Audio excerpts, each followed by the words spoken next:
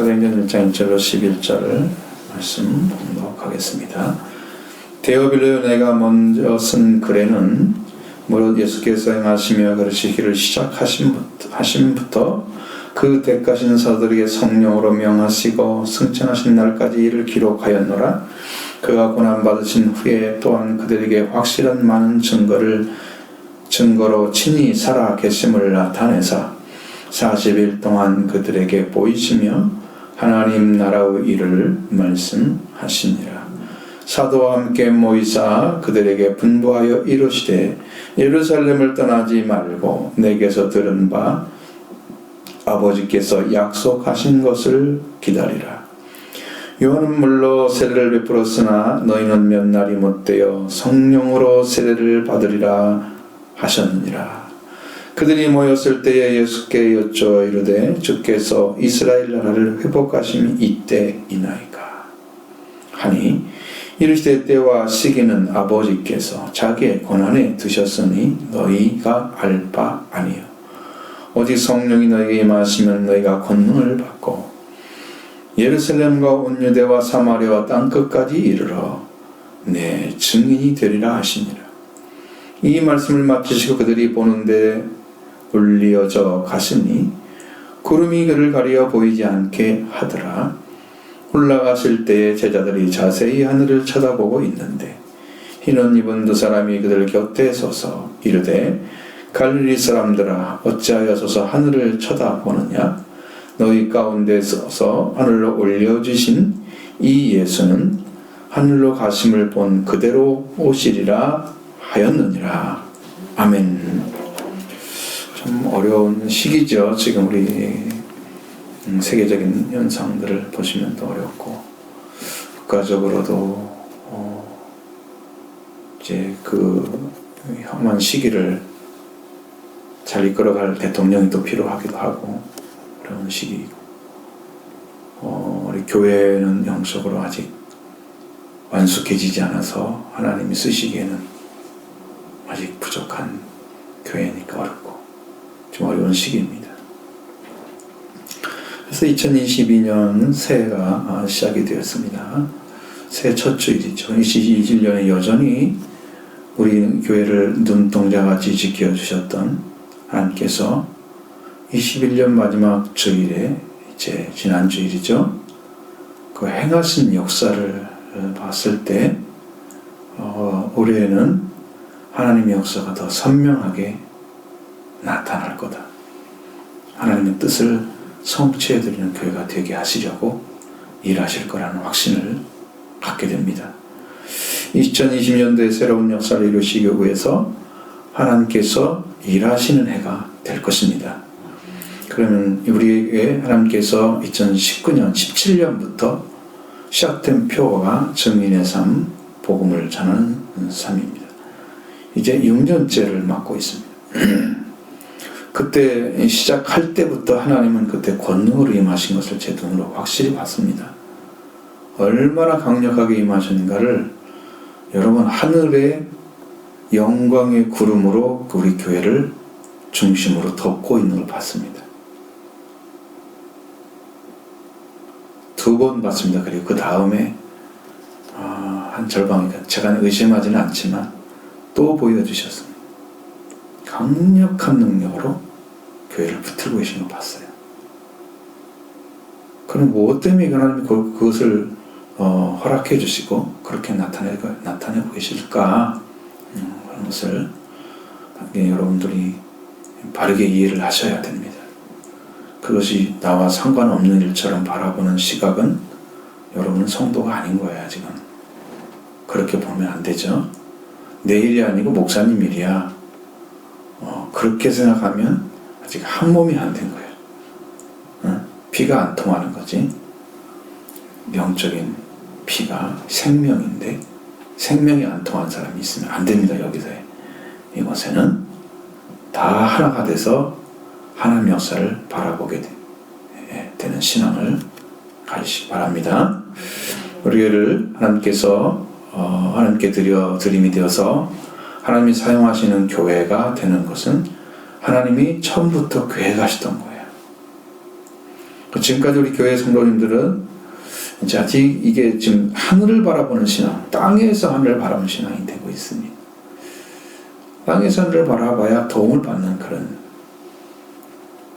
우리 교회 성도들은 하나님께서 이미 선택하신 교회에 직접 오셔서 우리로 회개하고 그리고 하나님의 왕국에 들어오도록 초청을 받으시는데 그치지 않고 이제는 택함을 받는 일까지 예수 그리스도에 주신 그 복음을 받아들이기만 하면 하나님이 이 자리에서 선택을 하실 것입니다. 그것을 믿는 게 어려운지는 저는 전혀 이해를 할 수가 없어요. 그것이 어렵다는 것은 여러분의 마음이 아직 뭔가 찾으려고 하지 않고 있다. 하나님 쪽을 향하지 않고 있다. 나는 그렇게 생각합니다. 이 복음이 어렵다고 하면 여러분 이것은 지금 하나님을 향해서 마음이 지금 올려오지 않은 거예요. 그래서 설교에 집중을 하지 않잖아요. 여러분들이 지금 하고 있는 태도가. 집중을 하셔야 돼요. 오늘 말씀이 굉장히 쉬운 것 같지만 굉장히 어렵습니다. 왜냐하면 하나님 다른 방식으로 해석을 다 해주셨기 때문에. 그러니까 여기서 집중이 안 되면 따라오다가 분명히 여러분 딱 스톱이 될 거예요. 여러분이 이 길을 걸어가라고 지금 부르신 거예요. 초청받은 거예요. 선택받을 자리를 선택하라고 지금 주님이 명령하시고 계시는 거예요. 그런데 여러분은 미지근하게 받은 듯 안 받은 듯 이러고 살고 있습니다. 말씀을 들은 것도 아니고 안 들은 것도 아니고. 기도하는 삶을 살아라 그러면 기도하는 신앙도 해야 되는데 신앙도 안 하고. 여러분 원하는 대로 살면서 왜 말씀을 듣습니까? 여러분의 원대로 살면서 왜 말씀을 듣고 가요? 그 하나님 괴롭히는 일이에요. 그런 신앙을 하나님 원하는 거 아니에요? 그러니까 오늘 여기서 여러분 결단을 하셔야 돼요. 하나님께 나가는 길을 여러분 발견하시고 순종한 신앙이 딱 되도록 들어가시길 바랍니다. 그래서 여러분의 은혜를 입고 그 다음에 통치가 시작됩니다. 그럼 여러분이 이제부터는 하나님의 뜻대로 순종해야 되겠다 마음이 딱 세워져요. 어떻게든 하나님의 교회와 하나님의 영광으로 살아가야지. 그럼 내가 무엇을 할 수 있을까 거기에. 그래서 참여의식이 그때부터 생기기 시작하는 거예요. 예배에 참여하는 것은 기본인 거예요. 그걸 참석 않고 뭘 하려고. 그거 잘하니까 뭐 예배 잘 드리니까 신앙이 좋다 이런 것은 아니에요. 기본인 거예요. 그걸 잘 안 하면 신앙 좋아질 리가 없어요. 그냥 안 되는 거예요. 예배 한 번 드려갖고 전혀 안 되죠. 그러니까 새벽 기도 있고 막 그러지만 새벽 기도가 좋은 건 아니지. 그건 제가 강조하는 게 아니기 때문에 신앙은 그렇지 않아요. 자, 그래서 여러분이 이제 그렇게 해서 하나님의 은혜에 들어가게 되면 택함을 받게 됩니다. 그러면 그때부터 하나님이 여러분을 붙잡고 인도를 하시게 되는 거예요. 그전에는 내 마음대로 뜻대로 살았던 삶이 이제 딱 끝나고 하나님 원하시는 삶으로 이제 여러분 초청받은 거예요. 완전히 들어온 거예요, 이제. 응? 붙잡음 받으면 내 생각과 마음대로 못 살아요. 하나님 가만두지 않아요. 내 생각 멋대로 하는 사람 하나님 그냥 그 버릇을 고쳐놓을 거예요. 어떤 방식을 통해서. 가만두지 않으시고. 그렇게 하나님이 친히 이제 역사를 하시는 거예요. 그 들어와가지고. 그렇기 때문에 여러분이 영적인 회복이 일어나고, 그 다음에 여러분 소망이 달라지고, 기도의 제목이 확실하게 세워집니다. 내가 왜 교회를 다니지? 분명히 알게 되죠. 그리고 성령을 받고자 하는 열망이 뜨거워지게 돼 있어요. 그렇게 일어나게 될 것입니다. 자, 주님께서 오실 날이 매우 가까워져 왔습니다. 세계는 이미 주님이 오실 징조를 수많은 곳에서 보여주고 있습니다. 우리에게 뉴스로 전달되지 않는 수많은 일들이 세상에 지금 재앙으로 다가오고 있습니다. 그런 세계에 만연되고 있는 팬데믹이 그걸 확실하게 보여주죠. 그건 누구도 다 인식할 수 있는. 어떤 분이 그걸 위해서 기도를 했습니다. 하나님이 세계에게 팬데믹을 주십니까? 이 전염병 세계들이 다 고통을 당하는데, 그랬더니 내가 주었다 그러시더래요. 하나님이 행하신 거예요. 사람들이 볼 때는 어느 나라가 했다 뭐 이게 중요한 게 아니고요. 그러니까 지금 보여진 거죠. 우리한테 보여주셨습니다. 그럼 이것을 바르게 인지한 사람만 올바른 신앙을 가지고 기도하며 은혜를 받고 예복을 입는 신부가 되는 거예요. 이걸 바르게 인지하지 못하고 그냥 이것은 극복해야 될 일이야. 사람에게 오는 거야. 올해는 뭐 끝나겠지. 뭐 그렇게 생각하고 계속 지금 할 거예요. 그런데 끝날 가능성이 거의 없다고 보면 됩니다. 하나님 특별한 은혜가 아니면 하나님 주신 걸 걷어가지 않으시죠. 그럼 복음을 위해서 어떻게 하실지는 모르시지만 어쨌든 그렇습니다. 지금 현재는. 그래서 오늘 하나님께서 가르쳐 주시는 말씀대로 믿는 신앙이 되기를 바랍니다. 여기서 우리는 벗어나서 나 중심의 세계에서 벗어나서 예복을 입는 신앙. 예복을 입게 되면 여러분의 신앙의 자리가 달라집니다. 그럼 내가 어떻게 순종해야 되지? 아내의 마음처럼 예수 그리스도를 신랑으로 영접해서 여러분의 신앙이 충성하게 되는 거죠. 진실로 변화되기를 원합니다. 우리 본문의 위치는 어디에 지금 기록되어 있느냐 그러면 성경에서 그리스도 공생애가 시작되기 전에 이미 제자들 예수 그리스도가 태어나신 부터 나타나죠. 그리고 제자를 부르시고 그리고 가르치십니다. 그런 사역을 쭉 하다가 이제 마지막에 예수님이 고난을 당하시고 그 다음에 그 예수님이 이제 십자가에 죽으신 거 부활을 완성하신 다음에 성령으로 명령하시는 승천하시기 전에 하는 일까지의 기록이 누가복음의 기록입니다. 그 다음에 연결되어서 성령으로 명하신 후에 어떻게 전개되었는지 하는 성경이 사도행전인 거죠.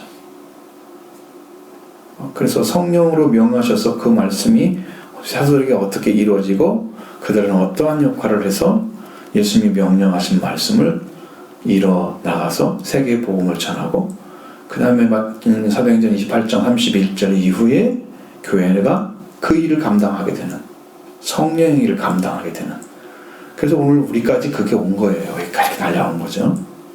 이 놀라운 일이 하나님께서 이루어지도록 이끌어 주셨고 오늘 우리가 그 복음을 받게 된 거예요. 그러니까 여기는 사도행전의 연장선에 있는 거죠. 그 복음이 쭉 가가지고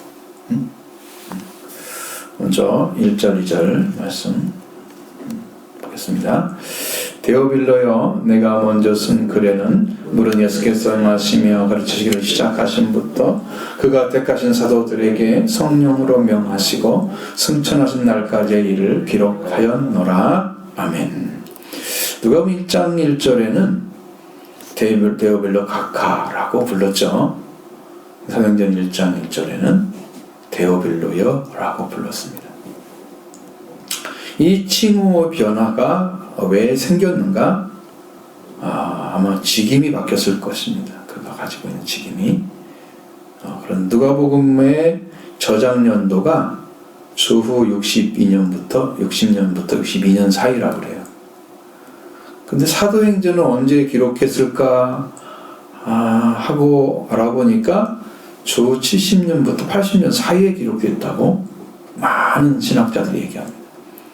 사실 알 수가 없는 거죠. 정황상 그렇게 보는 거예요. 그러면 그 사이에 데오빌로가 각하에서 실직을 했을 거다. 그래서 지금이 바뀐 거죠. 그래서 데오빌로 각하에서 데오빌로로 바꿔졌습니다. 네. 근데 이것이 내가 먼저 쓴 글이라고 소개하고 있는 이 말씀은 누가복음을 일컫는 말씀이죠.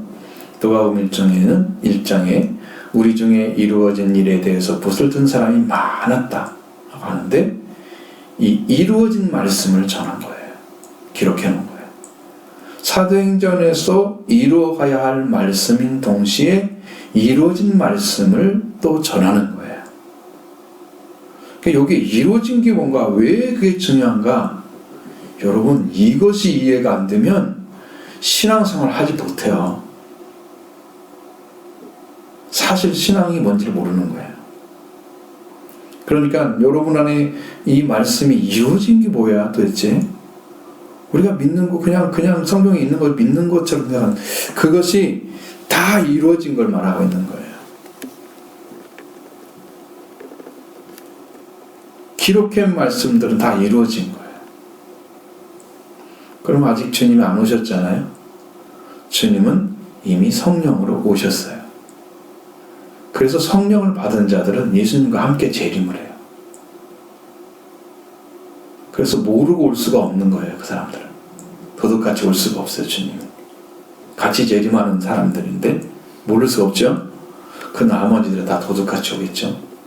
그래서 모르는 거야 지금. 근데 분명히 이 사도행전에서 말씀하시고 이루어가야 할 말씀들, 그리고 사도행전 마지막 18장 31절에는 다 이루어진 상태가 아닌 연결되는 상태로 끝나고 있거든요. 그래서 지금 그 말씀도 이루어지면서 온 세상에 예수 그리스도 복음을 전하는 다음부터 사도행전이 이루어지고 난 다음에 이루어지는 그 모든 일들은 또 다른 사도행전의 연장이 있는 거예요. 그러니까 여러분이 이 말씀이 지금 우리 안에서는 이미 이루어진 복음으로 인해서 여러분한테 그 말씀이 다시 이루어지게 하시고 이걸 사도행전의 연장에 세워놓고 있어요. 그 구원의 능력을 하나님께서 이미 나타내 주셨어요. 십자가 부활의 권세를 나타내 주셨어요. 이 능력을 여러분이 그대로 믿으면 십자가의 도는 하나님의 구원을 주는 능력이라고 바울 선포했죠.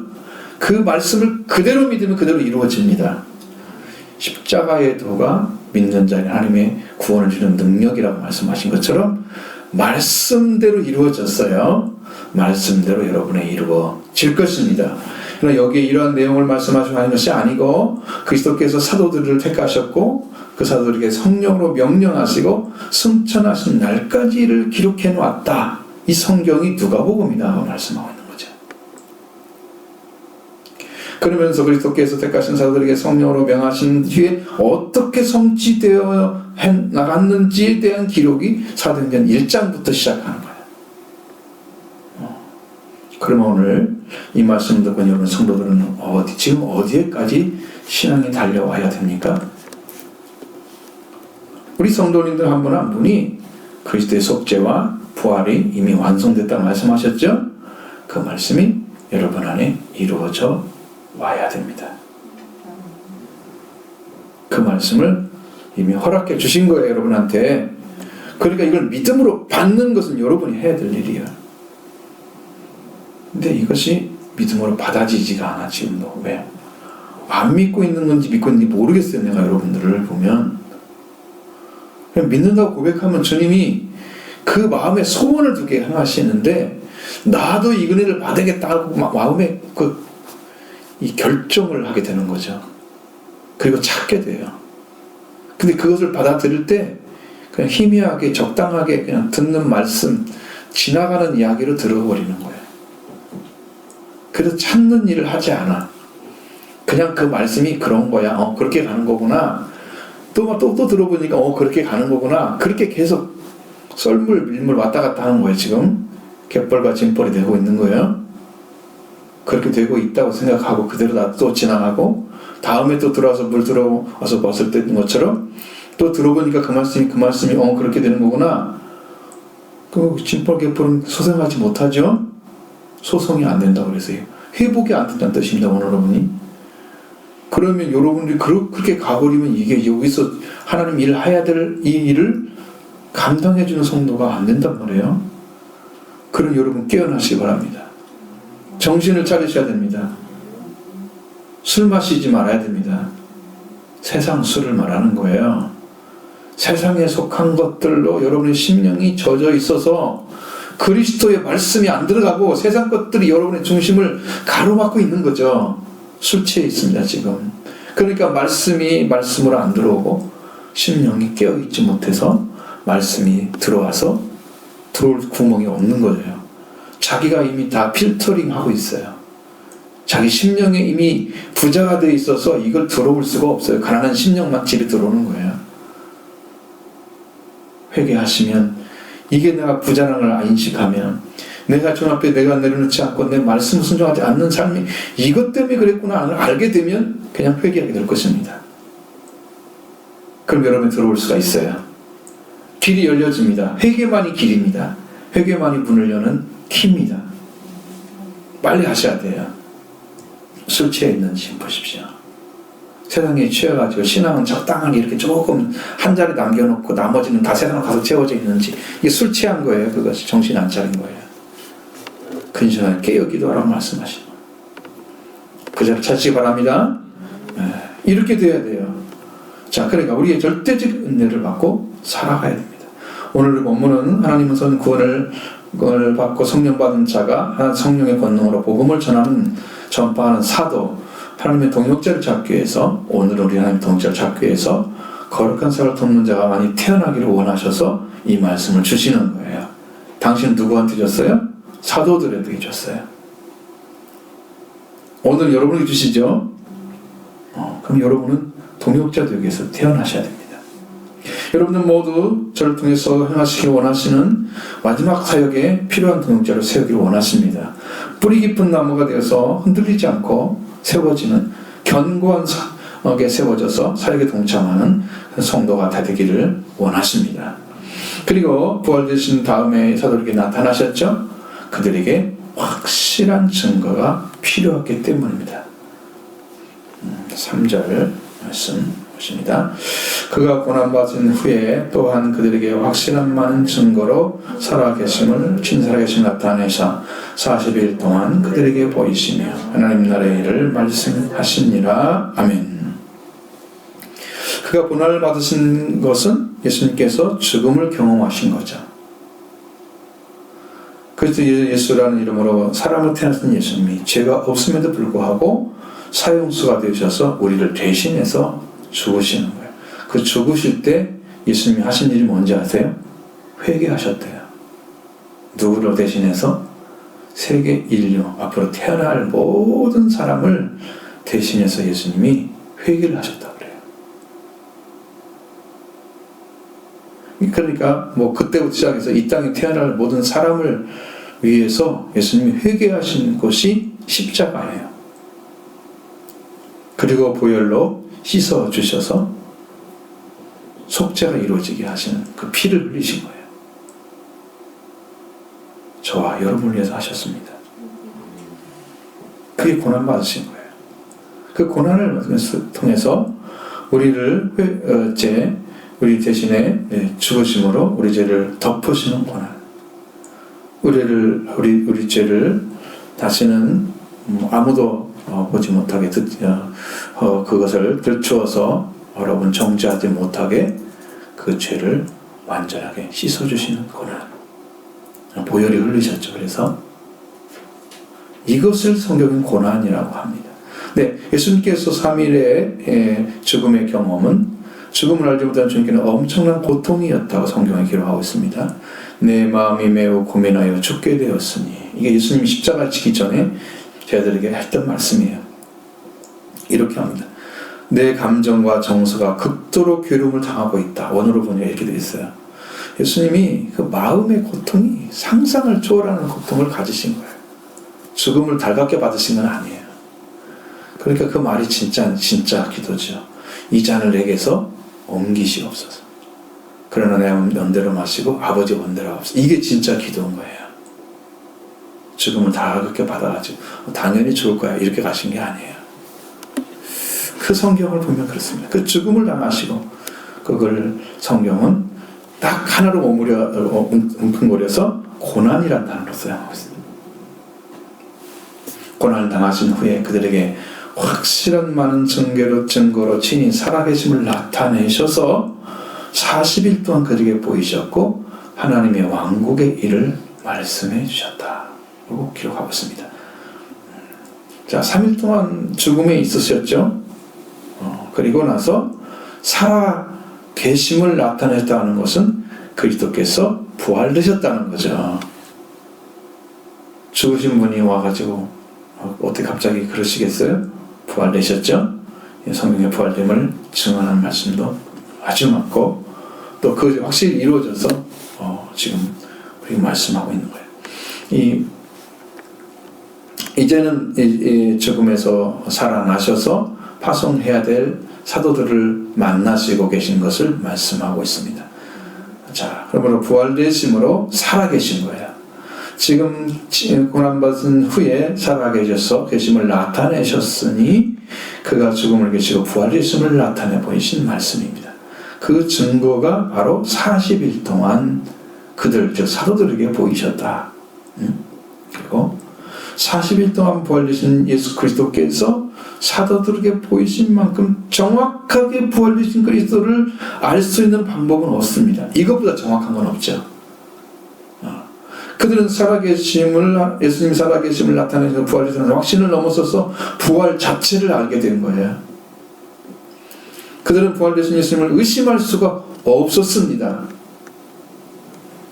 처음에 부활되셨던 자들이 어땠어요? 의심하는 자도 있더라. 기뻐하는 자도 있었지만 분명히 그래서 기록해 되어 있습니다. 그런데 40일 동안은 계속해서 보게 되었다고 하면 의심할 수가 없죠.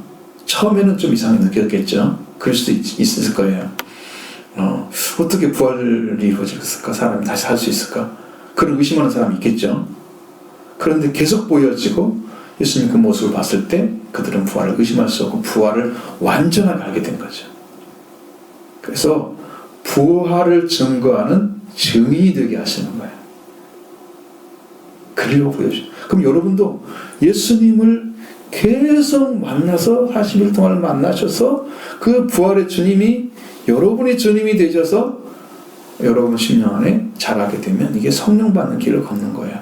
오순절의 성도가 되는 거죠. 이 길을 걸어가야 된다는 거예요. 성경이 말하고 있는 거예요. 사도들에게 부활되신 주님이 나타나 보시고 하나님 왕국의 일을 말씀하셨다. 하나님 왕국에 대해서 사도들은 같은 비전을 갖게 됐습니다. 하나님의 영광에 들어가는 것도 그 영광을 찾기 위해서 그리스도 앞에 더 복종하는 삶도 같아지게 된 거예요. 이렇게 되는 거구나. 그들은 주님께 간절히 원했던 많은 사람들이 하나님 영광에 들어가게 하는 일도 우리가 해야 되는 거구나 알게 된 거예요. 하나님 나라를 보게 되니까. 하나님 영광의 나라의 그 왕국에 대해서 계속 비전을 주시니 저들 10년 가운데 그 말씀으로 계속 채워지죠. 이럴 때 명령 순종하지 않을 사람이 어디가 있어요? 이렇게 정확하게 오셨는데. 여러분이 걸어가는 그래서 어려운 거예요. 여러분 계속해서 그 길을 알려줬으면 여러분 이렇게 안 걸어갔겠죠? 그러니까 이 길을요 50일이 채워지는 그 날짜가요 쉽지가 않아요. 성령받는 날짜가 쉽지가 않은 거예요.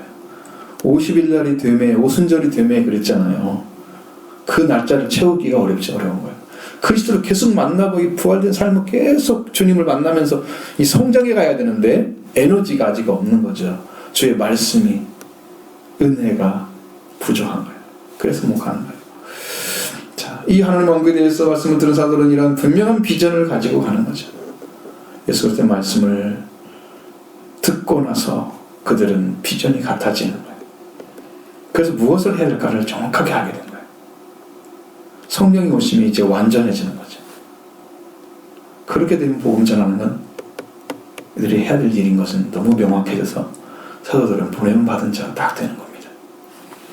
이제 부활되신 예수 그리스도께서 약속하신 말씀을 따르면 사도들이 걸었던 길을 우리도 걷게 될 줄로 믿습니다. 이스라엘과 함께 모여서서 예수님은 그들에게 명령하셨습니다. 4절 5절 말씀하십니다. 사도와 함께 모이사 그들에게 분부하여 이르시되 예루살렘을 떠나지 말고 내게서 들은 바 아버지께서 약속하신 것을 기다리라. 요한은 물로 세례를 베풀었으나 너희는 몇 날이 못되어 성령으로 세례를 받으리라 하셨느니라. 아멘. 사도들에게 가장 정확한 명령은 그들이 아버지께서 약속하신 것을 받기 위해서 기다리라 하는 거예요. 예수님은 사도들과 함께 모여서 그에게 분부했다, 명령하셨다. 이 분부란 말은 사람이 아랫사람에게 명령을 내리는 게 분부예요.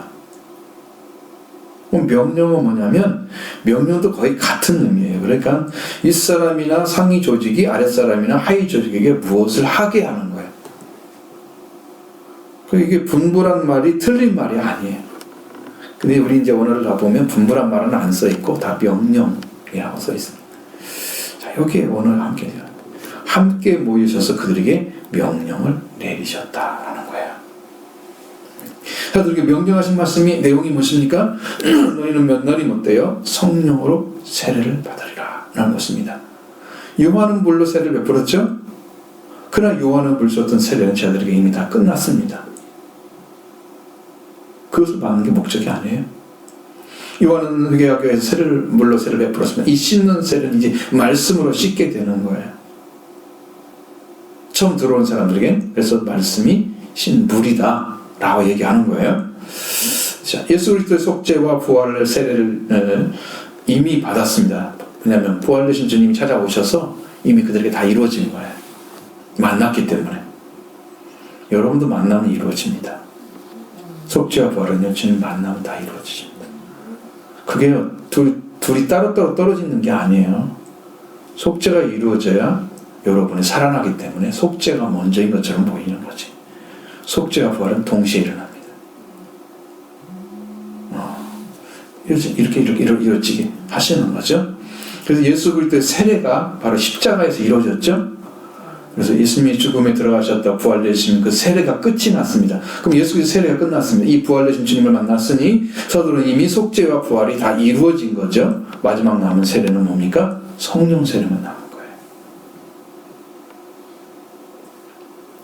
물 세례, 예수 그리스도의 세례가 끝났고요. 성령 세례가 남은 거예요. 그래서 이제 말씀하시는 거예요. 사도들에게 너희는 몇 날이 못되어 성령으로 세례를 받을 것이다. 이게 미래형이 되어 있습니다. 그대로 이루어지면 사도들이 성령을 받게 됩니다. 이제 그들은 예수님의 말씀을 들었으니 그들의 한 가지 딱 마음의 소망이 무엇으로 남아있겠어요? 성령으로 세례 받는 거. 이게 남아있는 거예요. 왜? 그 전에 이미 다 이루어졌잖아요. 그러니까 나 물세례 받아야 돼 이거 할 사람이 없고, 또 예수 그리스도 세례 받아야 돼 이거 할 필요가 없고, 이미 그걸 이루신 분이 만나주셔서 다 이루셨는데 오시면 다 이루어져요. 여러분 예수 그리스도가 여러분의 주인이 되시면 주인이 되시는 그 자체가 예수를 죽은 자 가운데 살리신 것을 믿으면 너희가 구원받는다 그랬죠. 그러니까 그 말씀이 오면은 그냥 이루어져요. 여러분은 구원은 공짜로 받는 거예요. 여러분 노력이 아니에요. 여러분의 수고가 아니에요. 근데 이루신 것만 영접하면, 바르게 영접하면, 다른 무엇보다도 완벽하게 받아들이게 되면, 완전하게 여러분 심령에 들어오면 주님은 여러분을 붙잡고 세례를 주실 것입니다. 물세례도 물론 주시고 예수의 세례도 주실 것입니다. 어려운 게 아니에요. 자, 예수 그리스도께서 하신 말씀, 사도들에게 하신 말씀은 예루살렘을 떠나지 말고 내게서 들은 바 아버지께서 약속하신 것을 기다리라고 명령하십니다. 첫 번째 예수님을 떠나지 말라는 거예요. 두 번째로 예수님께서 그리스도께서 말씀하신 것 같이 아버지께 약속하신 것을 기다려야 된다. 이 두 가지를 허락해 주신 거예요. 성령 세례 받는 길입니다. 여호와의 말씀이 예루살렘의 또 다른 이름 시온에서 나온다고 약속되어 있잖아요. 그러니까 거기에서 말씀이 나와야 돼요. 예루살렘 지역은 도시죠. 성읍은 그것은 주님께서 십자가에 못 박힌 곳입니다. 바로 그곳에 예수님께서 부활 말씀하신 것 같이 성령을 주시리라고 약속을 해주셨어요. 약속의 삶을 떠나지 말아야 되는 거예요. 그건 예루살렘이 아버지께 약속하신 곳이기 때문입니다. 주님이 말씀하신 이유도 아버지께서 이미 약속하신 말씀이기 때문입니다. 그래서 그곳에서 약속하신 말씀을 기다리라. 그 말씀을 행하는 것 첫 번째이고, 두 번째는 아버지 약속하신 분이 예수 그리스도이니까 그의 말씀을 듣고 믿는 자는 예루살렘을 떠나지 않고 아버지 약속을 기다리는, 그것이 사도들이 해야 될 마지막 성령세를 받는 길이었어요. 그때 사도들에게 하신 말씀은 현대 능동틀에 있으니까 계속 기다리라는 거예요. 언제까지? 성령 세례가 올 때까지 계속 기다리라는 거예요. 그런데 이제 기다리라고 하고 이제 그들은 구하는 길을 걷죠. 이 말씀을 듣는 여러분들은 동일하게 예루살렘을 떠나지 말고 아버지께서 약속하신 말씀을 예수 그리스도를 통해서 말씀하시면서 굳게 믿고 기다리는 성도가 되어야 됩니다. 여기까지 따라와야 되는 거예요. 영으로.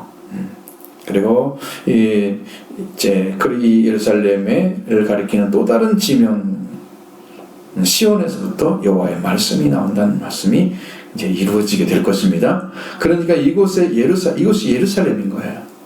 여기에서 말씀을 받으시는 자들이 모여져 있어야 되는 거예요. 그래야 추수할 일꾼들이 태어나죠. 근데 제가 하는 이제 이해가 된 것이 뭐냐면, 우리 교회를 예루살렘이라 그러셨어요. 하나님께서. 왜 그러셨을까 그랬더니 이 사도행전을 보면서 이해가 된 거예요. 여기서부터 능력이 일꾼들이 태어나서 일을 하게 되는 거구나. 이것이 알아졌어요. 확실하게 알아졌어요. 왜 자꾸 그런 말씀하시지? 그래, 아버지의 계획입니다. 여러분, 미래에 주실 것을 기다리는 것이 아니고 현재 이곳에서 주실 것을 기다리셔야 됩니다. 언제까지? 그 성령이 50일째에 돼서 성령이 임할 때까지 기다리는 거예요. 그때까지 기도로 기다리는 거예요. 말씀을 받고 기다리는 거예요. 계속해서 기다리는 겁니다. 이루어질 때까지입니다. 한번 기도하니까 안 되니까 그냥 집에 가고 그러면 안 돼요. 그것이 이루어질 때까지 가야 돼요. 적당하게 하면 안 돼요. 하나님 그거 원하시는 거. 그렇게 분명하게 그것을 채워서, 여러분도 지금 이것이 안 이루어지는 이유는 기도 양이 너무 부족합니다. 채우려 하면 날마다 기도를 해야 돼요. 시간을 몇 시간 해야 할까? 1시간 정해놓고 기도하셔야 돼요. 잠을 자지 않고라도 기도를 하셔야 돼요. 1시간 기도. 약속해놨습니다. 그렇게 해서 유대인들은요 3번 기도하는 시간이 있었어요. 그들은.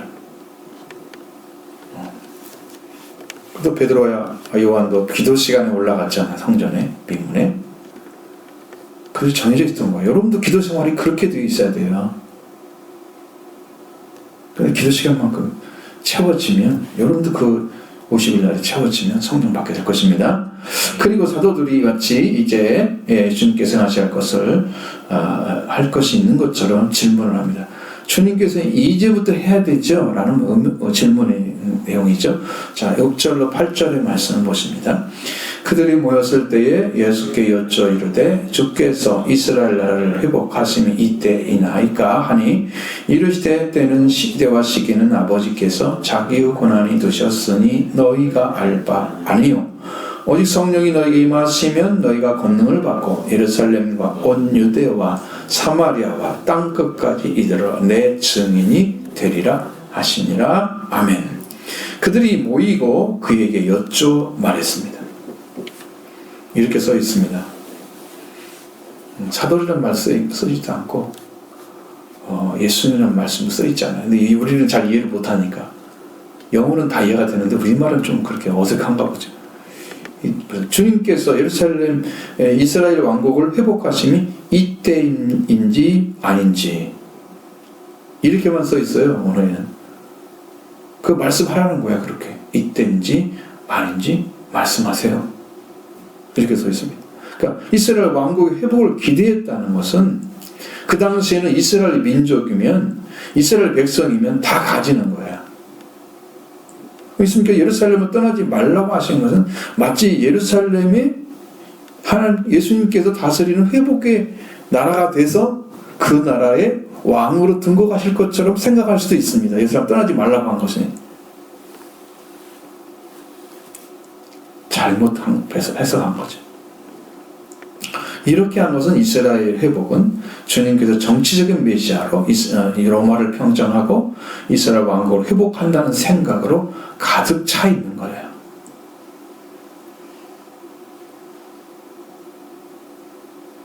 하나님이 예수님 통해서 행하시는 큰 빅피처가 있는데 그들이 가지고 있는 것은 이 자기 자국에 대한 아주 작은 지역적인 것만 이렇게 가지고 있는 거예요. 세계관이. 그러니 그걸 어떻게 다 담을 수 있어요? 하나님의 말씀을. 이게 어려운 거예요. 그래서 사도들은요, 바울만 이방인의 사도가 됐지 대부분의 12사도는 그렇게 하지 못했을 거예요. 물론 이제 뭐 스페인도 간 사도가 있다 그러고 인도에도 같은 사도가 있다 그러고 이제 기록에만 나머지 사도들은 어디서 어떤 일을 했는지 알 수가 없는, 기록이 없는 그런 사역으로 끝이 났거든요. 근데 이게 갇혀 있어요. 세계관이 자기 나라에 갇혀 있어요. 유대인의 사고에 갇혀져 있는 거예요. 그래서 예수님한테 이런 질문을 하는 거예요. 이런 사고가 갇혀져 있는 자들은 얘는 다른 민족의 복음을 못 전하죠. 그러니까 바울을 선택해서 이방인의 사도로 세우시는 거예요. 그들이 했다면 아마 그게 필요가 없을지도 모르죠. 그게 안 됩니다. 여러분 사고가 굳어지면 이게 안 벗어지잖아요. 못 벗어나요. 그 깨뜨리지 못하면 여러분 사고가 그냥 그 자리에 서서 나나 구원받고 마는 그런 사고가 돼요. 아무도 못 전해요. 복음도요. 그것만 다행이긴 하지만 사도들은 아니잖아요. 보내진 받은 자들인데. 자, 그런데 이렇게 그렇게 이스라엘 성처럼 믿었다고 하면 사도들은 좀 예외가 돼야 할 텐데 예수님께 배웠으니까 사도들도 예외가 아니었다. 그렇죠? 예수님께 함께 모이고 이 사도들이 자리로 불려지고 있었을 때 예수님께서 십자가에 못 박히기 위해서 예루살렘으로 입성하시는 그 시간에 세베대의 아들 어머니가 그 아들을 데리고 예수님께 와서 구했던 것이 뭐예요? 나의 이 두 아들을 주의 나라에서 하나는 주의 우편에 하나는 주의 좌편에 앉게 명하소서. 이렇게 명령을 물어보는 거예요. 부탁하는 것도 아니고 명하라고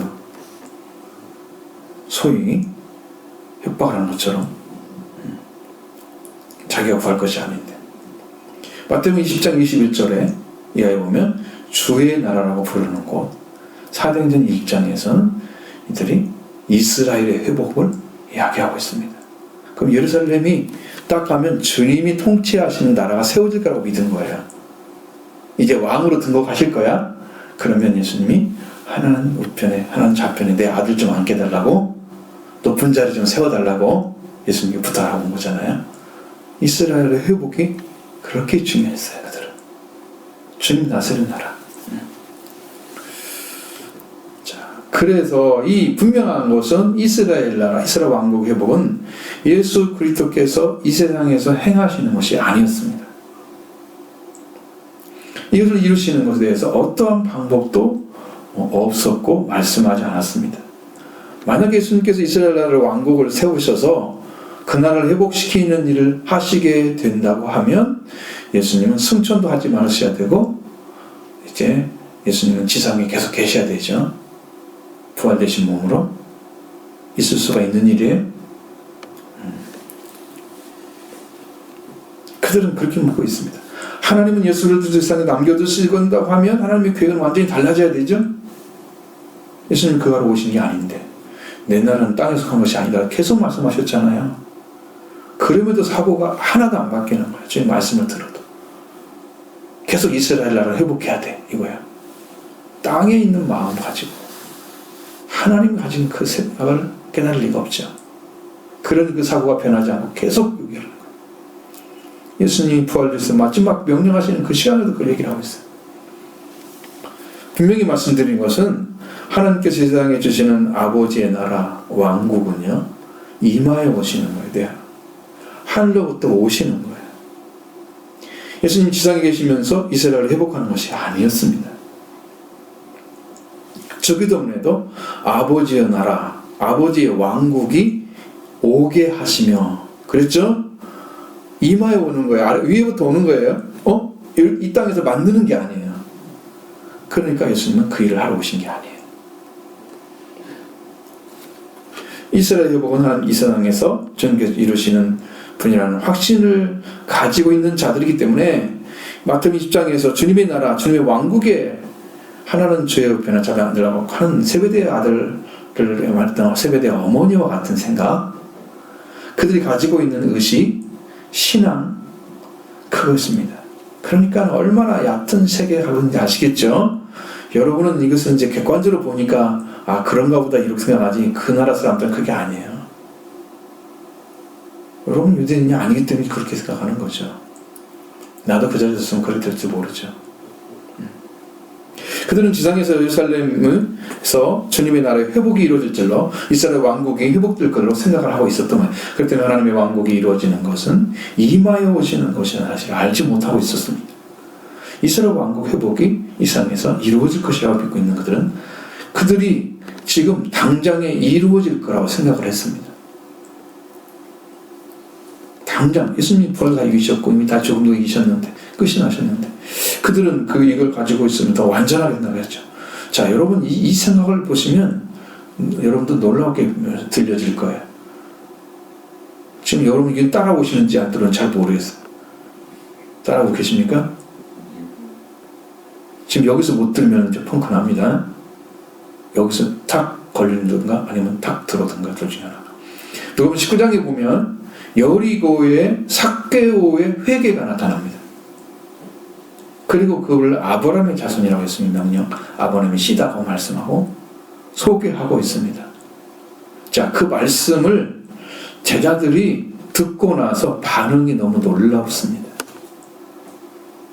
누가복음 19장 11절에 뭐라고 기록되어 있느냐 그럼. 그들이 이 말씀을 듣고 있을 때에 비유를 더하여 말씀하시니, 비유를 이제 말씀하셨다고 그랬잖아요. 그 비유가 기록되지 않았죠. 비유를 더하여 말씀하시니 이는 자기가 예루살렘이 가까이 왔고 그들은 하나님의 나라가 당장에 나타날 줄로 생각함이더라.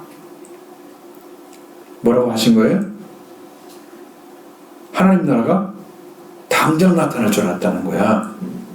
자, 누가복음 19장 1절에는 삭개오가 아브라함의 씨로 들어오는 것을 예수님 보시고 말씀하셔. 11절에는 예수님께서 비유를 더해서 말씀하셨을 때 그가 즉 예수님이 예루살렘에 가까이 왔고 그들은 그 제자들은 하나님의 왕국이 곧 나타나려고 하는 것으로 생각을 하고 있었다. 이렇게 되어 있습니다. 오늘. 그냥 금방 이루어질 것 같은 곧 순이에요. 순. 이제 예수님이 가시기만 하면 딱 이루어지는 거야. 천국이 나타나는 거야. 자, 이런 생각. 지금 부활하신 주님이 자기와 함께 있으니까 이제는 주님이 하실 일은 이스라엘의 회복을 할 때가 됐다고 생각하는 자들은 그것이 자기들이 예수님께 질문 것처럼 생각을 하고 있다. 그게 얼마나 낮은 수준의 생각인지를 그들은 모르는 것입니다. 자, 그래서 이 말씀을 들으시고 이해하셔야 오늘 회복이 무엇인지 알 수 있습니다. 자, 그 이에 대해서 예수님께서 하신 말씀은 19장 27절의 말씀에서 은 열무나 비유를 말씀해 줍니다.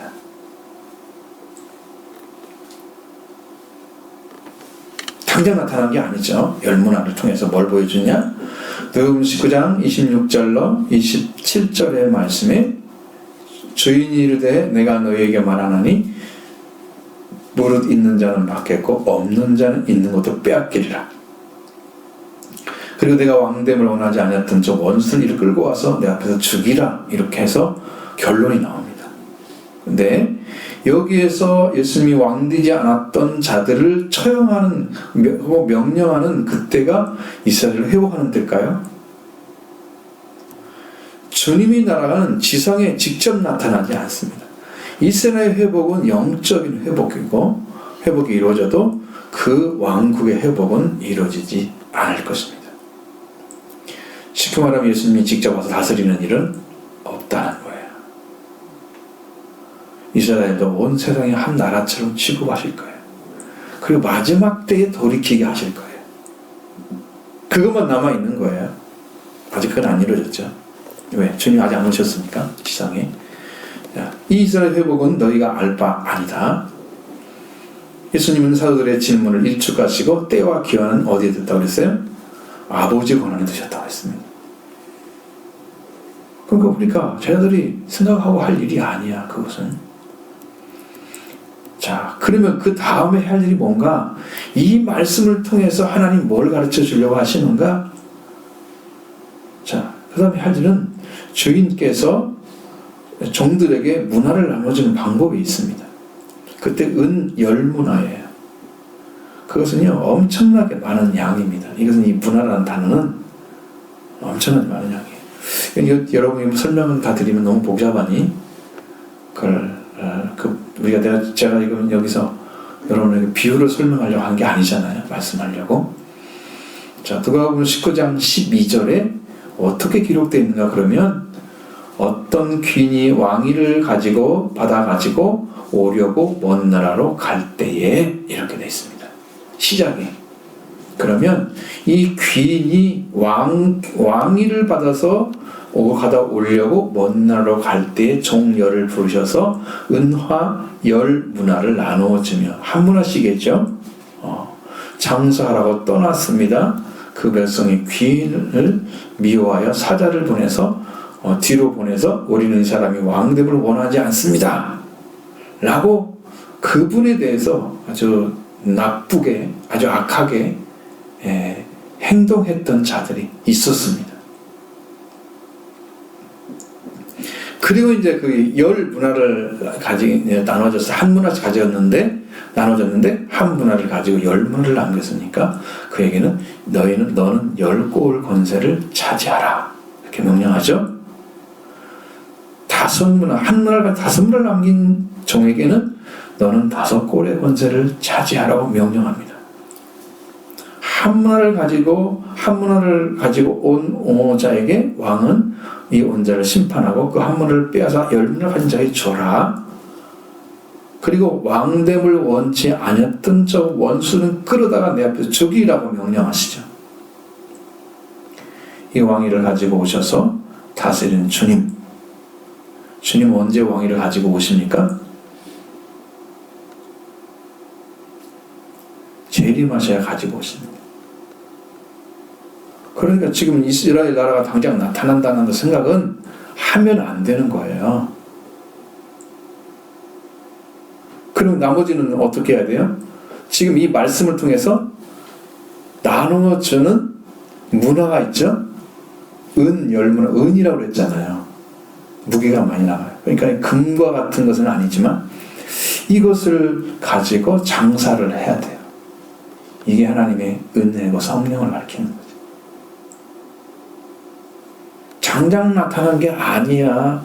이걸 이루어서 이 기간 동안에 왕위를 가지고 오시는 그 분이 오실 때까지는 10문화를 한 문화씩 나눠줘서 그걸 가지고 있는 종들의 활동이 시작되는 거고 장사하는 일이. 그리고 주님이 오실 때에는 다 그걸 가지고 회개를 하실 거예요. 그 문화를 가진 사람들은 장사해서 이윤을 남겨줘야 돼요. 이게 종의 활력인 거죠. 이게 여러분과 제가 해야 될 일이죠. 이 일을 남기는 것이. 그게 성령 받는 일이에요.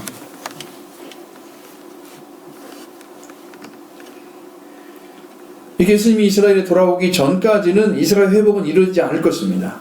사도들이 모였을 때 주께서 이스라엘 나라 회복하심이 이때입니까? 라는 질문은 아주 주님께서 이스라엘 회복하신다고 하신 생각이 그 자체가 문제가 있는 질문이고, 주님의 날 당장에 나타날 줄 생각했던 그들도 어제 엉터리 같은 생각을 했었고, 그러니까 주님께서 이렇게 말씀하시면 때와 시기는 아버지 권한에 자기 권한에 두셨으니 너희가 알 바가 아니다.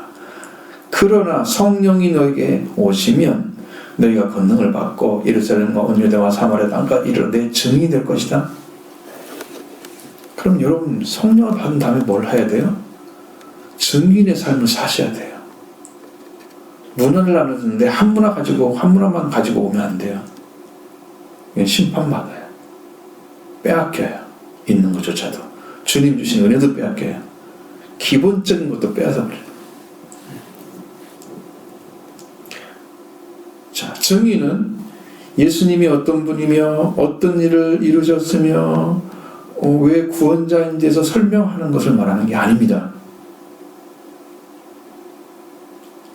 예수님께서 그 구원을 이루셔서 전하는 사명을 그 정도롭게 주셔서 장사하게 하시는 거죠. 그리고 마지막 왕권을 가지고 오셔서 그들에게 회개를 하실 때, 다스려 오실 때에 대비해서 그들에게 사명을 부여하시는 거예요. 그 사도들이 쓰는 사명이 뭡니까? 그 사명을 부여하신 것은 장사를 해야 하는 사명을 주시는 거예요. 성령을 보시고 성령을 보시면 그들은 권능을 받고 예수 그리스도의 증인이 해야 할 일, 그들 옆에는 사명, 그거 봐 예수님이 말미암아 구원을 요청하는 자리에 서게 될 것이다. 자, 성령 오신 예수 그리스도를 영으로 받은 자, 성령을 받은 자는 예수 그리스도를 증언하는 자가 되게 하십니다. 이 증인이란 말은 증명을 하는 사람이에요. 증명은 증거로서 사물을 밝혀서 확실하게 한다는 의미예요. 자, 증명할 수 있는 근거가 증거예요. 보세요. 우리가 예수 그리스도의 확실한 은혜를 받았으면 그것을 증명할 수 있는 증거가 됩니다. 이 근거를 가지고 증명하는 사람이 증인인 거예요. 여기 아무것도 안 받았는데 뭘 가지고 전해주겠어요? 이것이 없는 사람이 있는 것처럼 설교하는 것은 거짓 설교인 거죠. 한 사람도 주님의 길로 인도받을 수가 없습니다. 근데 수많은 사람들이 그런 교회 다니면서 구원 받겠어요? 그러니까 그렇게 그 사람들이 많다 보니까 그 중에는 은혜를 사모하는 사람이 있어서 그 중에 기도하고 열심히 기도하다가 은혜 받은 사람들이 있어. 그러면 이 목사님 생각에는 내가 목사를 열심히 해가지고 저 사람이 구원받은 것처럼 생각할 수 있죠. 근데 이 구원의 복음을 전해주지 않고도 그렇게 생각할 수 있어요. 목회자들은 착각을 하는 거죠. 자기 안에 구원의 복음이 없으면 사도들에게 성령이 오셔서 이 증인의 삶을 증인하는 삶이 이루어지지 않으면 그걸 줄 수가 없는 거예요. 그 사람 누구에게 증언해줘요? 내 안에 아무것도 안 이루어졌는데, 그죠? 증거가 있어야 할 거 아니에요. 가지고 뭔가 근거가 있는 것이 있어야 할 거 아니에요. 내가 증명할 수 있는 근거가 없잖아요. 예수님의 증인된다고 서 있어요. 얼마나 심각한 위기입니까 이게? 성령을 받으면 다시 성령으로 오신 예수 그리스도로 인해서 속죄와 부활이 이루어지게 됩니다. 그것은 더 속죄와 부활을 예수님 안으로 세례받은 사람 있죠? 여러분 처음부터 말씀드렸잖아요. 물 세례와 예수 그리스도 세례와 성령 세례 말씀드렸죠? 그럼 예수 그리스도 안으로 세례를 받은 사람들은 예수님의 보혈 그리고 예수님의 부활을 통해서 속죄와 부활이 이루어진다 말씀드렸는데 이 말씀이 이루어진 것을 완전하게 인쳐지는 세례가 성령 세례인 거예요. 그러니까 너무 확실하니까 이들은 야 주님이 이걸 주셨구나 이걸 이루셨구나 이것 속에 확증이 와버리죠. 그러면 이걸 전하지 않을 수가 없어요. 이건 너무나 정확한 거예요. 나도 그렇게 알고 있었는데 성령께서 증언해 주신 성령을 알지 않고 주 예수를 주라 신할 수가 없는 거예요. 나머지는 자기가 지어낸 믿음이죠. 성령으로 하는 말씀 예수님 나의 구주심을 믿습니다. 그 고백하는 한마디가 구원인 거예요. 입으로 신하여 구원이 이른다 하시잖아요. 성령 안 받고 아무리 몇 번 해도 그건 소용없는 거예요. 왜? 믿어지는 믿음을 가지고 고백한 거하고 믿어지지 않는데 그냥 내가 고백하는 거하고 다르죠? 내가 배워서 고백하는 거하고 다르죠? 그럼 여러분은 어떤 믿음을 가지셔야 됩니까?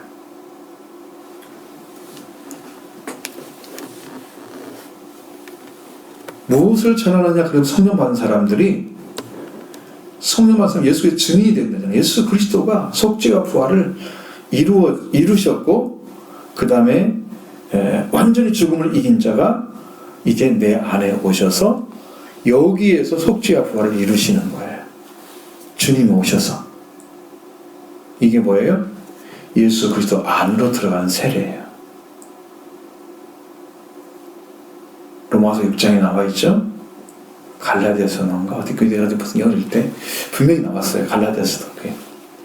예수 그 안으로 세례를 받은 자는 예수 그리스도로 옷 입었느니라. 그러니까 여러분, 이것이 이루어진 사람에게 성령이 오셔서 이제는 완벽하게 뭘 하시느냐 그러면 그리스도의 보혈로 죄를 태우십니다. 그래서 죄가 있는 것 그냥 완전히 사라지게 하셔서 우리가 다시는 죽음이 없는 자가 되게 만드는 자리를 세우시는데, 그게 뭐예요? 신이 되는 거예요.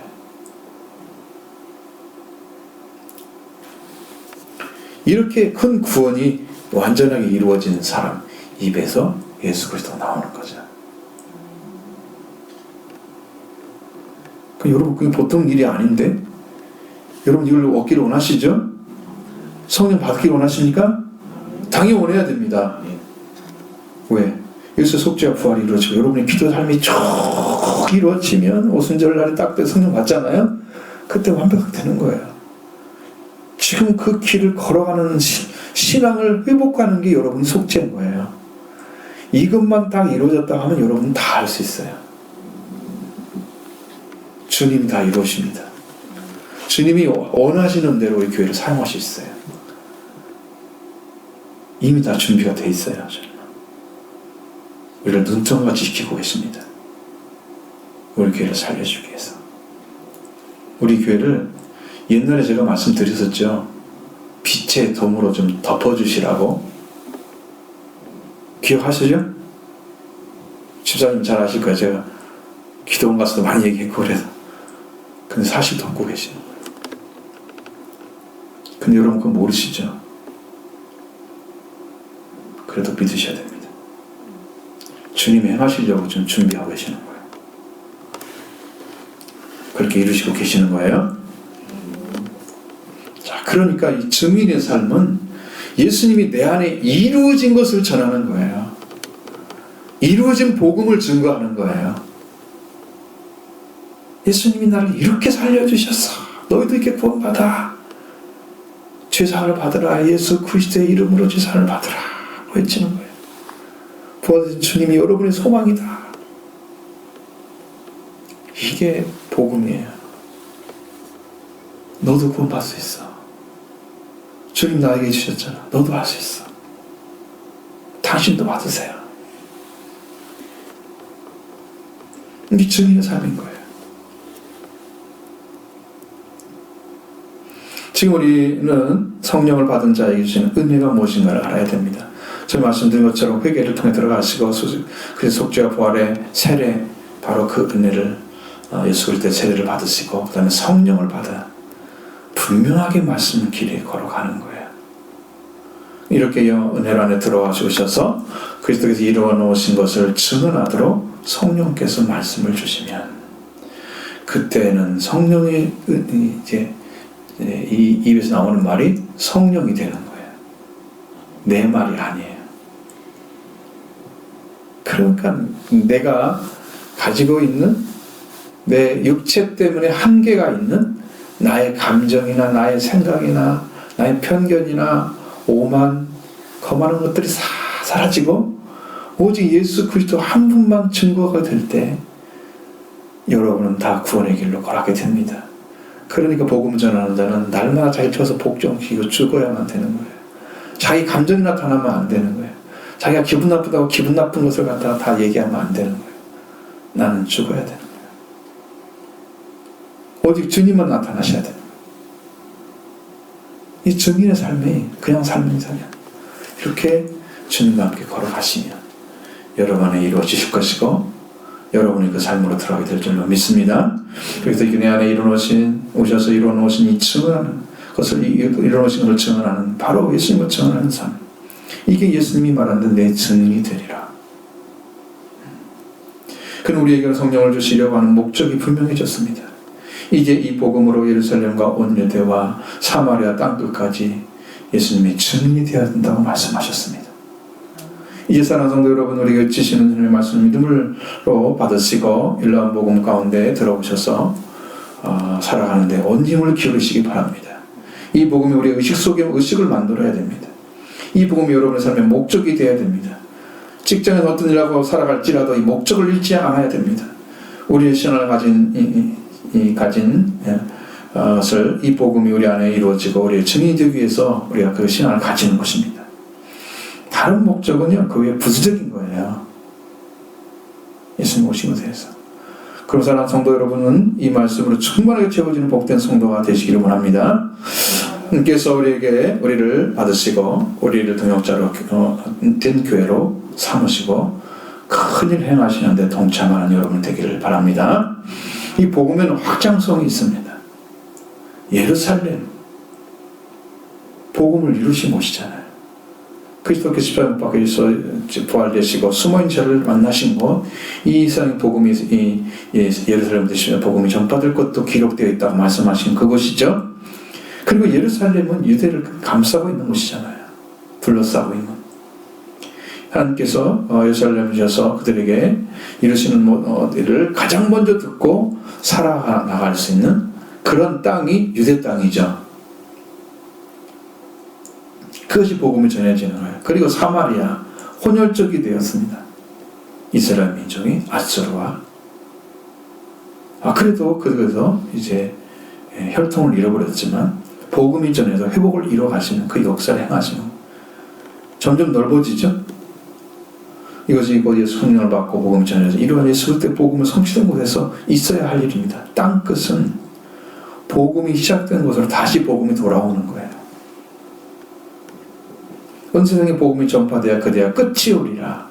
예수님 말씀하신 것처럼 온 세상에 복음이 전파되는 그 능력은 성령을 받은 자를 통해서 가십니다. 그 안에서 이루십니다. 복음을 선포하도록 성령께서 계속 증언해 주시고 말씀의 권세를 주십니다. 복음을 전하는 능력은 성령의 권능입니다. 그럼 하나님의 성령, 사도행전의 증언이 이렇게 예수 그리스도를 통해서 말씀하신 것처럼 복음이 선포되었다는 건 분명히 증거해 주고 있는데 그게 뭐냐면 예루살렘에서 시작해서 말씀이 시작했다는 말씀이 사도행전 1장부터 7장에 기록되어 있습니다. 실제로 이루어진 거 아니고 보세요. 이 예수님 말씀하신 대로 그 다음에 유대와 사마리아에 전했다는 기록이 사도행전 8장 1절부터 11장 18절까지 기록되어 있습니다. 이 지상과 부활의 복음이 세계로 확장돼서 온 세상에 증거되는 말씀들이 사도행전 11장 18절부터 28장 32절까지 기록되어 있습니다. 사도행전에 예수님이 말씀하신 대로 그대로 이루어지고 있던 거예요. 이렇게 확장성이죠. 이렇게 말씀하신 거죠. 그래서 오늘 여러분들도 이 복음을 가지고 여러분이 먼저 살고 그 다음에 여러분의 주위를 살리고 그 다음에 점점 넓어져서 나와 관계가 없는 자를 살리고 그 다음에 세상 끝까지 가는 복음으로 여러분 사는 거예요. 저는 약속하셨어요. 하나님께서 네가 밟는 땅이 네 소유가 될 거다고 말씀하셨어요. 그러니까 이 복음이 닿는 곳에 복음이 전하는 곳이 다 제 땅이 될 것이다. 소유주죠. 아들이 되는 거예요. 아들의 권세를 사용하셔서 일을 하실 것이라고 말씀하신 거죠. 이렇게 사도들과 예루살렘의 교회, 예수교회 집사들 그리고 복음 전하들을 다 사용하셔서 땅 끝까지 복음을 전하는 이 역사를 하나님은 행하셨던 거예요. 이 말씀대로. 지금 남아있는 것은 사도행전 28장 31절 이후에 사도행전 교회가 바로 목회자를 통해서 또 여러 그리스도인들을 통해서 전해지는 말씀, 그것으로 완성이 되어가고 마태복음 24장 14절의 말씀처럼 이 천국 복음이 모든 민족에 전되기 위해 온 세상에 전파되리니 그제야 끝이 오리라. 그 산 끝이 올 때까지 이 복음은 전해져야 합니다. 이스라엘의 회복은요 성경에 나오지 않아요. 그 이스라엘 회복은 나중에 영적 회복을 얘기하는 거예요. 지금 이스라엘 나라 있잖아요. 현재 1950년대 세워져 가지고 근데 그들이 세계의 복음을 전하는 왕이 됐습니까? 아니에요. 지금도 유대인들이 옛날 그 모습처럼 사는 사람들이 훨씬 많아요. 아직 안 이루어졌습니다. 예수님은 다스리고 있나요? 다스리고 안 계시죠? 예수님은 세계 모든 나라를 다스리고 계시죠? 분명히 다르요. 그러니까 여러분 기억하셔야 돼요. 이 제들의 사고에서는 벗어나지 않으면 안 된다. 좁은 세계. 여러분을 이스라엘 나라를 회복하신 것처럼 주님께서 우리 가정을 선택하셨으니까 우리 가정 다 잘되게 하시고 흥하게 하시고 우리 가정 복되게 하시고 그렇게 사는 거 똑같아. 어리석죠? 자, 이 말씀을 마치시고 그들이 보는 데서 올려져 가셨습니다. 9절로 11절 말씀 보십니다. 이 말씀을 마치시고 그들이 보는 데서 올려져 가시니 구름이 그를 가려 보이지 않게 하더라. 올라가실 때 제자들이 자세히 하늘을 쳐다보고 있는데 흰 옷 입은 두 사람이 그들 곁에 서서 이르되 갈릴리 사람들아 어찌하여 서서 하늘을 쳐다보느냐. 너희 가운데에서 하늘로 올려지신 이 예수는 하늘로 가심을 본 그대로 오시리라 하였느니라. 아멘. 자, 성령의 임재로 받은 건너편 사도들이 증인의 삶에 대해서 말씀을 확정하신 후에 그 말씀을 허락해 주신 후에 바로 예수님이 승천을 하시는 거예요. 그들이 보는 데서 올려져 가셨습니다. 이 말씀을 마치신 동시에 명령하신과 동시에 사도들이 보는 데서 예수님이 올려져 가셨습니다. 그때 구름이 그를 가려 보이지 않게 했습니다. 문자적으로 이렇게 되어 있어요. 구름이 저를 그들의 시야 밖으로 치워였다. 그들이 아무리 보려고 해도 구름이 딱 가리니까 아무것도 안 보이는 거죠. 구름 밖에. 시야 밖으로 딱 데려가 버린 거예요. 구름이 사도들이 보는 시야에서 보이지 않게 했음을 말씀하고 있습니다. 만약 구름이 그들을 덮지 않았더라면 어떻게 하고 있을까요? 사도들은 계속해서 뭘 보고 있을까요? 예수님 올라가는 거 보고 있었겠죠? 그러니까 그들은 그것을 막연하게 끝까지 기대하게 만드는 승천하신 예수님 바라보는 사도들 심령 안에 구름이 가리지 않는다면 그들은 막연하게 예수님 계속 바라보게 될 거예요. 그래서 올라간 거 저거 끝까지 쭉 보면서 보이지 않을 정도로 계속 보다가 실망할 수도 있잖아요. 근데 구름은 딱 가려버렸습니다. 그들이 구름은 예수 그리스도의 그 올라가신 예수님에 집중하지 않고 예수 그리스도의 말씀에 집중하기 위해서 가린 거예요. 보이지 않게 하신 거예요. 오늘 지금도 그렇게 하고 있어요. 여러분에게. 신비한 하나님의 나라 얘기를 해달라고 그러고 영적인 것만 들으려고 그러고 이렇게 하면 안 돼요. 여러분들은 지금 이 땅에서 회개하고 성령 받고 은혜 받는 그 길을 걸어가는 게 여러분 집중해야 될 일이에요. 그런다고 올라가니 그 주님만 바라보고 있는 게 아니에요. 그래서 구름을 가리신 거예요. 보이지 않게 하시는. 우리나라 나라의 왕국에 대해서 알기를 원하지만 그렇게 하면 신비한 방식으로 그런 사람들이 올바른 방식이 아니에요. 구름이 가려버리는 거죠. 보이지 않게. 지금 여기서 주님이 주신 말씀이 성령으로 오신 그리스도를 통해서 성취되는 것에 집중을 해야 되는 우리가 거기에 가라고 하십니다. 우리도 그러므로 가리고 계시고 보이지 않게 합니다. 개인의 영적인 것을 닮으려고 해도 안 돼요. 누구를 따라가는 게 아니에요. 자신이 주신 은혜를 이루어서 하나님께 행하셔 하시는 그 역사 가운데 들어가야 됩니다. 그럼 여러분한테 뭘 주셨어요? 말씀 주셨으면 그걸 붙잡아야 되죠? 그걸 잡고 들어가는 거예요. 어떤 근거가 있어야 되죠. 여러분들은 찾아야 되는. 그래서 하나님께서 주신 그 약속의 말씀을 그대로 이루어졌을 때 하나님의 은혜의 말씀으로 은혜와 그 말씀으로 그 안에서 그리스도의 구원을 여러분에게 전해 주실 것입니다. 더 확실하게 알게 될 것입니다.